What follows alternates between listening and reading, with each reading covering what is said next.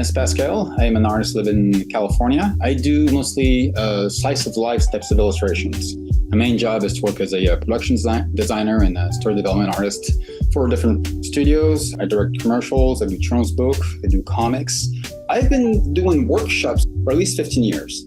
There is an amazing reward in being able to take something that we know how to do and translate it into a format that other people can then see, understand, and use. I focus mostly on being able to tell a story with the tools that you already have at your disposal. There's an experience of life that you have. This is the biggest, the most precious material you have to tell a story.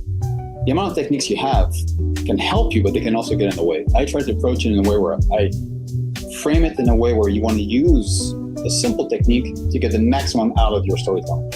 So for my upcoming mentorship with Sentient Academy, I'm going to go over, and the first part of it, the basics of visual storytelling. For me, the basics are like how to tell a story. And the elements that I use to tell stories are space, characters, and time. So space, understanding what it is, what it represents, how to represent it, how to use it, how to control it, how to put characters in there, how to manipulate characters in space, and then create stories. If you're a student in my program, what can you expect from me as a teacher? I'll be watching you and listening to what you say and trying to understand why you do the things you do. Every student's gonna understand differently. So it's important for me to be able to understand you, communicate with you, to help you grow within the direction you want to go. What do I think is essential about a mentorship? I don't think it's essential.